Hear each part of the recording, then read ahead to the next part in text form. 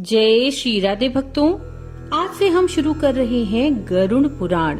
भक्तों, गरुड़ पुराण पितृपक्ष के इन 16 दिनों में श्रवण करने से जहां एक ओर पितरों को तृप्ति मिलती है, वहीं दूसरी ओर जीवन के रोग दोष का नाश होता है।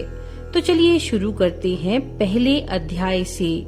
धर्म ही जिसका सुदृढ़ मूल है, वेद जिसका स्कंध है, पुराण रूपी शाखाओं से जो समृद्ध है, यज्ञ जिसका पुष्प है और मोक्ष जिसका फल है, ऐसे भगवान मधुसूदन रूपी पादप कल्प वृक्ष की जय हो। देव क्षेत्र नैमिषारण्य में स्वर्गलोक की प्राप्ति की कामना से शौनकादि ऋषियों ने एक बार सहस्त्र वर्ष में पूर्ण होने वाला यज्ञ प्रारंभ किया। एक समय प्रातः काल के हवन आदि कृत्यों का संपादन करके उन सभी मुनियों ने सत्कार किए गए आसनासीन सूत जी महाराज से आदर पूर्वक ये पूछा। ऋषियों ने कहा, हे सूत जी महाराज, आपने सुख देने वाले देव मार्ग का सम्यक निरूपण किया है। इस समय हम लोग भयावह यम मार्ग के विषय में सुनना चाहते हैं। आप सांसारिक दुखों को और उस क्लेश के विनाशक साधन को तथा इस लोक और परलोक के क्लेशों को यथावत वर्णन करने में समर्थ हैं, इसीलिए उसका वर्णन कीजिए। सूत जी बोले, हे मुनियों, आप लोग सुने। मैं अत्यंत दुर्गम यम मार्ग के विषय में कहना चाहता हूँ, जो पुण्यात्मा जनों के लिए सुखद और पापियों के लिए दुखद है। गरुड़ जी के पूछने पर भगवान विष्णु ने उनसे जैसा कुछ कहा था, मैं उसी प्रकार आप लोगों के संदेह की निवृत्ति के लिए कहूँगा। किसी समय बैकुंठ में सुख पूर्वक विराजमान परम गुरु श्रीहरि से विंता पुत्र गरुड़ जी ने विनय से झुककर पूछा। गरुड़ जी ने पूछा, हे देव, आपने भक्ति मार्ग का अनेक प्रकार से मेरे समक्ष वर्णन किया है और भक्तों को प्राप्त होने वाली उत्तम गति के विषय में भी कहा है। अब हम भयंकर यम मार्ग के विषय में सुनना चाहते हैं। हमने सुना है कि आपकी भक्ति से विमुख प्राणी वहीं नरक में जाते हैं। भगवान का नाम सुगमता पूर्वक लिया जा सकता है। जीवा प्राणी के अपने वश में है तो भी लोग नरक को जाते हैं। ऐसे अधम मनुष्यों को बार बार धिक्कार है। इसलिए हे भगवान, पापियों को जो गति प्राप्त होती है तथा यम मार्ग में जैसे वे अनेक प्रकार के दुख प्राप्त करते हैं, वह आप मुझसे कहें। भगवान बोले, हे पक्षींद्र, सुनो। मैं उस यम मार्ग के विषय में कहता हूँ जिस मार्ग से पापी जन नरक की यात्रा करते हैं और जो सुनने वालों के लिए भी भयावह है। हे ताक्ष, जो प्राणी सदा पाप परायण हैं, दया और धर्म से रहित हैं, जो दुष्ट लोगों की संगति में रहते हैं, सत शास्त्र और सत्संगति से विमुख हैं, जो अपने को स्वयं प्रतिष्ठित मानते हैं, अहंकारी हैं, धन और मान के मद से चूर हैं, आसुरी शक्ति को प्राप्त हैं तथा दैवी संपत्ति से रहित हैं, जिनका चित्त अनेक विषयों में आसक्त होने से भ्रांत है, जो मोह के जाल में फंसे हैं और कामनाओं के भोग में लगे रहते हैं। ऐसे व्यक्ति अपवित्र नरक में गिरते हैं। जो लोग ज्ञानशील हैं, वे परम गति को प्राप्त होते हैं। पापी मनुष्य दुख पूर्वक यम यातना प्राप्त करते हैं। पापियों को इस लोक में जैसे दुख की प्राप्ति होती है और मृत्यु के पश्चात वे जैसी यम यातना को प्राप्त होते हैं, उसे सुनो। यथोपार्जित पुण्य और पाप के फलों को पूर्व में भोगकर कर्म के संबंध से उसे कोई शारीरिक रोग हो जाता है। आदि यानी मानसिक रोग और व्याधि यानी शारीरिक रोग से युक्त तथा जीवन धारण करने की आशा से उत्कंठित उस व्यक्ति की जानकारी के बिना ही सर्प की भांति बलवान काल उसके समीप जा पहुंचता है। उस मृत्यु की संप्राप्ति की स्थिति में भी उसे वैराग्य नहीं होता। उसने जिनका भरण पोषण किया था, उन्हीं के द्वारा उसका भरण पोषण होता है। वृद्धावस्था के कारण विकृत रूप वाला और मरणाभिमुख वह व्यक्ति घर में अवमानना पूर्वक दी हुई वस्तु को कुत्ते की भांति खाता है और जीवन व्यतीत करता है। वह रोगी हो जाता है, उसे मंदाग्नि हो जाती है, उसका आहार तथा उसकी सभी चेष्टाएं कम हो जाती हैं। प्राणवायु के बाहर निकलते समय आंखें उलट जाती हैं, नाड़ियां कफ से रुक जाती हैं, उसे खांसी और श्वास लेने में प्रयत्न करना पड़ता है तथा कंठ से घुर घुर की शब्द निकलने लगते हैं। चिंता मग्न स्वजनों से घिरा हुआ तथा सोया हुआ वह व्यक्ति काल पाश के वशीभूत होने के कारण बुलाने पर भी नहीं बोलता।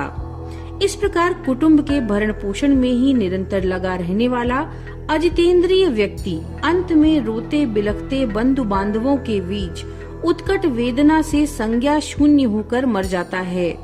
हे गरुण, उस अंतिम क्षण में प्राणी को व्यापक दृष्टि प्राप्त होती है, जिससे वह लोक परलोक को एकत्र देखने लगता है। अतः चकित होकर वह कुछ भी कहना नहीं चाहता।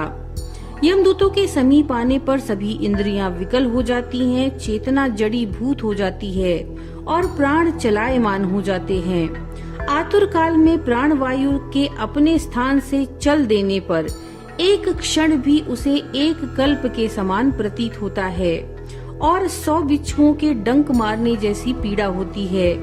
वैसी पीड़ा का उस समय उसे अनुभव होने लगता है। वह मरणासन्न व्यक्ति फेन उगलने लगता है और उसके मुख से लार भर जाती है।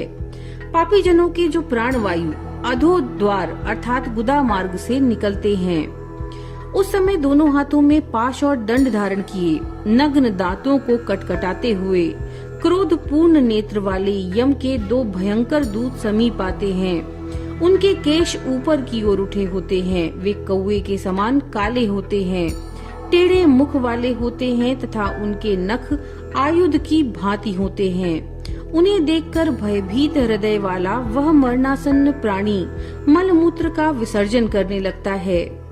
अपने 5 भौतिक शरीर से हाय हाय करते हुए निकलता हुआ तथा यमदूतों के द्वारा पकड़ा हुआ वह अंगुष्ठ मात्र प्रमाण का पुरुष अपने घर की ओर देखता हुआ यमदूतों के द्वारा यातना देह से ढक करके गले में बलपूर्वक पाशों से बांधकर सुदूर यम मार्ग पर यातना के लिए उसी प्रकार ले जाया जाता है जिस प्रकार राजपुरुष दंडनीय अपराधी को ले जाता है।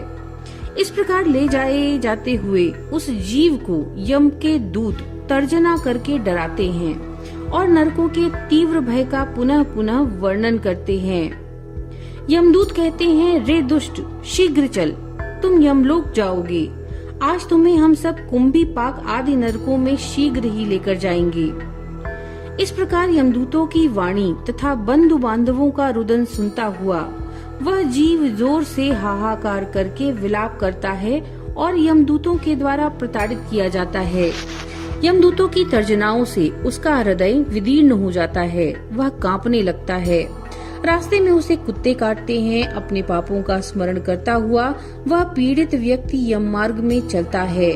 भूख और प्यास से पीड़ित होकर सूर्य दावाग्नि और वायु के झोंकों से संतप्त होते हुए और यमदूतों के द्वारा पीठ पर कोड़े से पीटे जाते हुए उस जीव को तपी हुई बालुका से पूर्ण तथा विश्राम रहित और जल रहित मार्ग पर असमर्थ होते हुए भी बड़ी कठिनाई से चलना पड़ता है। थककर जगह जगह गिरता और मूर्छित होता हुआ वह पुनः उठकर पापी जनों की भांति अंधकार पूर्ण यमलोक में ले जाया जाता है। 2 अथवा 3 मुहूर्त में वह मनुष्य वहां पहुंचाया जाता है और यमदूत उसे घोर नरक यातनाओं को दिखाते हैं। मुहूर्त मात्र में यम को और नारकीय यातनाओं के भय को देखकर वह व्यक्ति यम की आज्ञा से आकाश मार्ग से यमदूतों के साथ पुनः इस लोक में यानी मनुष्य लोक में चला आता है। मनुष्य लोक में आकर अनादि वासना से बद्ध वह जीव देह में प्रविष्ट होने की इच्छा रखता है, किंतु यमदूतों द्वारा पकड़कर पाश में बांध दिए जाने से भूख और प्यास से वो अत्यंत पीड़ित होकर रोता है। हे ताक्ष, वह पातकी प्राणी पुत्रों के द्वारा दिए पिंड तथा आतुर काल में दिए हुए दान को प्राप्त करता है, तो भी उस नास्तिक को तृप्ति नहीं होती। पुत्रादि के द्वारा पापियों के उद्देश्य से किए गए श्राद्ध, दान, जलांजलि उनके पास ठहरती नहीं। अतः पिंडदान का भोग करने पर भी वे क्षुधा से व्याकुल होकर यम मार्ग में जाते हैं। जिनका पिंडदान नहीं होता वे प्रेत रूप में होकर कल्प पर्यंत निर्जन वन में बहुत दुखी होकर भ्रमण करते हैं। सैकड़ों करोड़ों कल्प बीत जाने पर भी बिना भोग किए कर्मफल का नाश नहीं होता और जब तक वह प्राणी जीव यातनाओं का भोग नहीं कर लेता तब तक उसे मनुष्य शरीर की प्राप्ति नहीं होती। हे पक्षी, इसलिए पुत्र को चाहिए कि वह 10 दिनों तक प्रतिदिन पिंडदान करे। हे पक्षी श्रेष्ठ, वे पिंड प्रतिदिन 4 भागों में विभक्त होते हैं। उनमें 2 भाग तो प्रेत के देह के पंचभूतों की पुष्टि के लिए होते हैं, तीसरा भाग यमदूतों को प्राप्त होता है और चौथे भाग से उस जीव को आहार प्राप्त होता है। 9 रात दिनों में पिंड को प्राप्त करके प्रेत का शरीर बन जाता है और 10वें दिन उसमें बल की प्राप्ति होती है। हे खग, मृत व्यक्ति के देह के जल जाने पर पिंड के द्वारा पुनः 1 हाथ लंबा शरीर प्राप्त होता है, जिसके द्वारा वह प्राणी यमलोक के रास्ते में शुभ और अशुभ कर्मों के फल को भोगता है। पहले दिन जो पिंड दिया जाता है उससे उसका सिर बनता है, दूसरे दिन के पिंड से गर्दन और कंधे तथा तीसरे पिंड से हृदय बनता है। चौथे पिंड से पीठ, 5वें से नाभि, 6ठे और 7वें से क्रमशः कमर और गुह्यांग उत्पन्न होते हैं। 8वें पिंड से जांघें, 9वें पिंड से घुटने तथा पैर बनते हैं। इस प्रकार 9 पिंडों से देह को प्राप्त करके 10वें पिंड से उसकी क्षुधा और तृषा ये दोनों जागृत होती है।